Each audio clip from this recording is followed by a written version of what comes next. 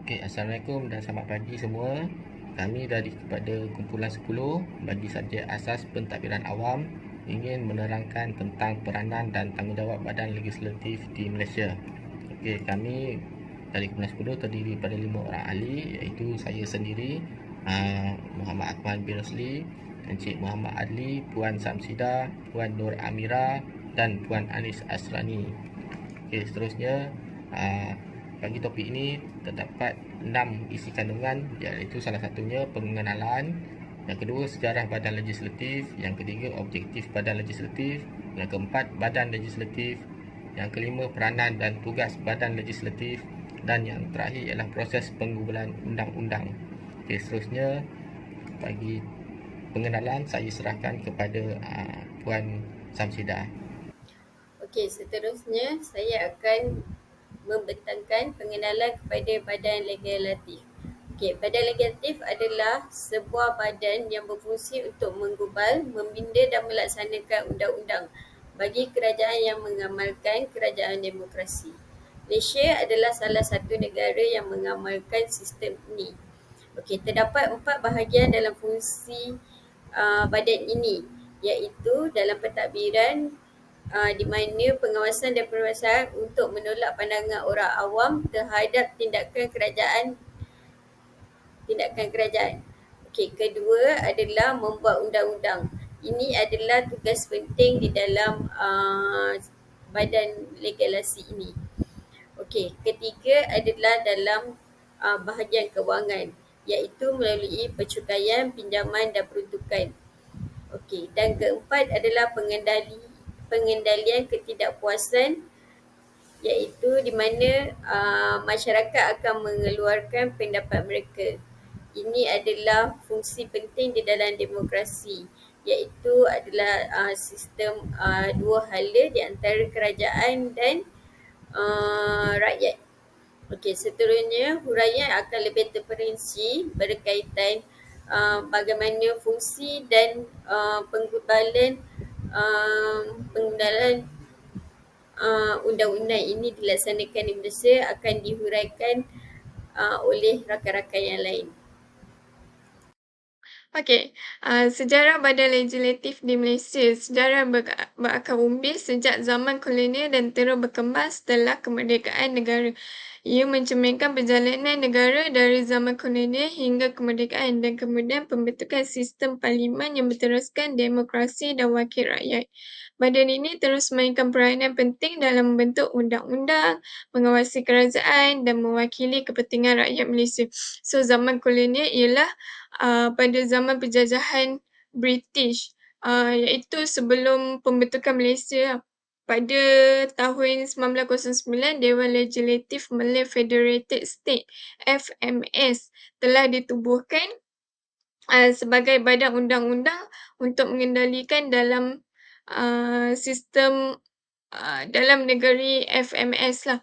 Tapi ada juga untuk negeri yang tidak bersekutu di FMS, ditubuhkan sebagai Badan Legislatif Unfederated Malay State UMS. So walaupun kemerdekaan Malaysia capai kemerdekaan pada 31 Ogos 1957, sistem parlimen seperti yang kita nampak sekarang ditubuhkan selepas kemerdekaan, iaitu 16 September 1963. Dan badan legislatif sehingga kini terus berkembang dan berubah mengikut keperluan negara. Okey, objektif badan legislatif. So ada 4.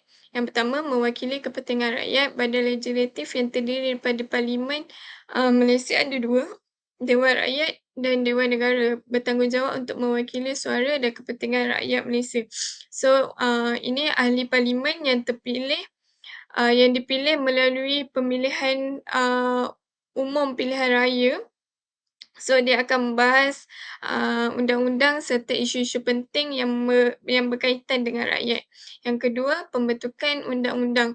Badan Legislatif memiliki tugas utama untuk menggubal dan meluluskan undang-undang negara. So, ini proses penting dalam menetapkan piawaian dan peraturan yang mengatur kehidupan dan tadbir urus negara. Yang ketiga, pengawasan kerajaan. Ahli parlimen menggunakan mekanisme seperti sesi soal jawab dan perbahasan untuk mengkritik dasar kerajaan, menimbulkan isu-isu penting dan memastikan accountability kerajaan kepada rakyat.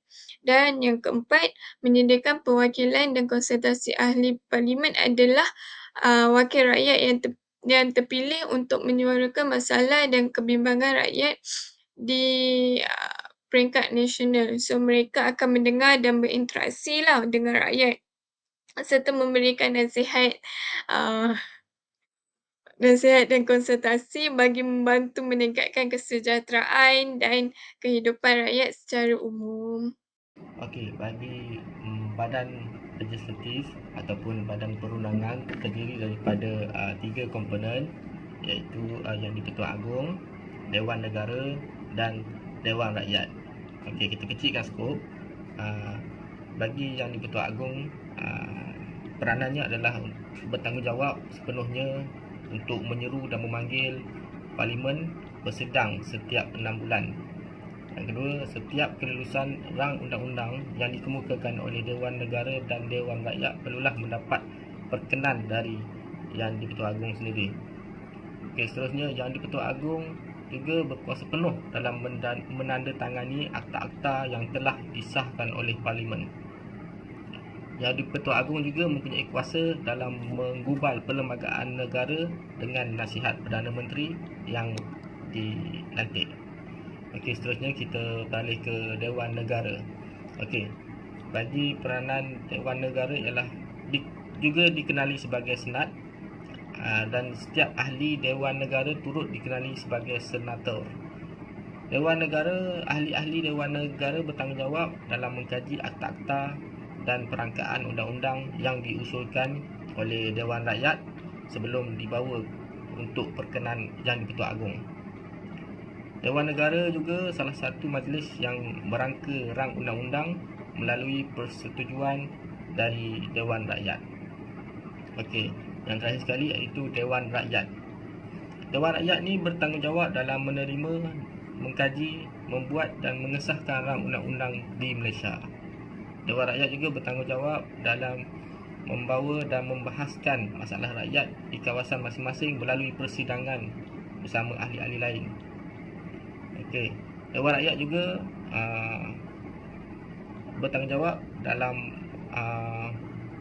mengkaji dan membahas semula setiap penangguhan rang undang-undang yang dibuat oleh Dewan Negara melalui persidangan bersama ahli-ahli dalam Dewan Rakyat.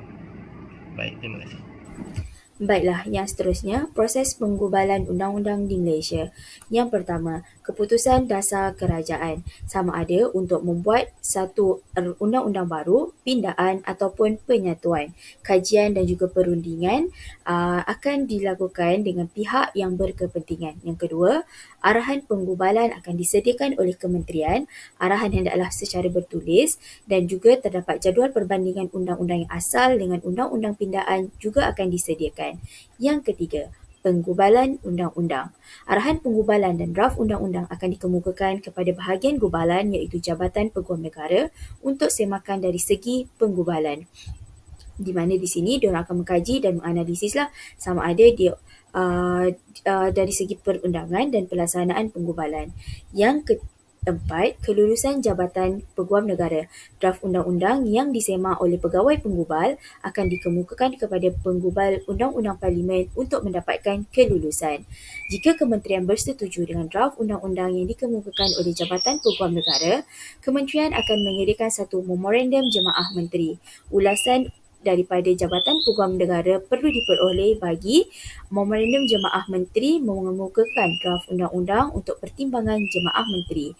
Jabatan Peguam Negara akan mengkaji dan memberi ulasan bagi memorandum jemaah menteri tersebut. Setelah mendapat kelulusan jemaah menteri, pencetakan naskah biru ataupun dikenali sebagai Blue Bill akan diedarkan kepada ahli-ahli parlimen sebelum bacaan kali pertama.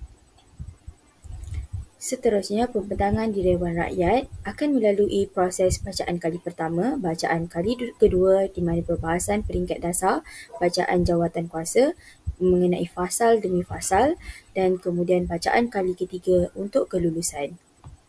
Selepas diluluskan oleh Dewan Rakyat, rang undang-undang akan dihantar pula kepada Dewan Negara untuk pertimbangan.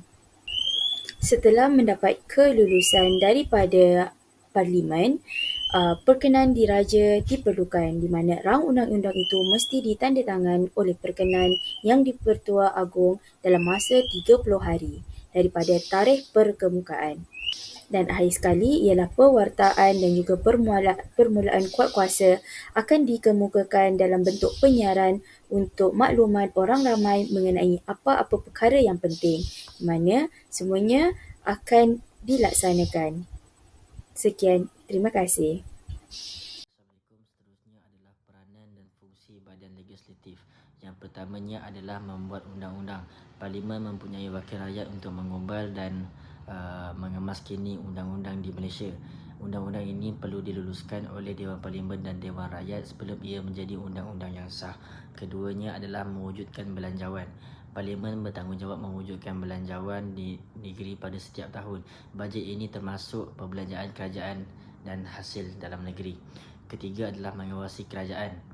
Parlimen mempunyai hak ataupun kewajipan untuk mengawasi kerajaan dan memastikan ia berjalan dengan baik mengikut undang-undang yang telah ditetapkan. Dan keempat adalah menyediakan forum perbincangan. Parlimen juga menyediakan forum untuk ahli parlimen berucap dan membincangkan isu-isu penting berkaitan dengan negara. Yang terakhir sekali, yang kelima ialah mewakili rakyat. Ahli parlimen dipilih untuk mewakili rakyat melalui pilihan raya umum. Parlimen mewakili suara rakyat dan menjadi jabatan antara rakyat dan kerajaan. Sekian daripada saya. Terima kasih.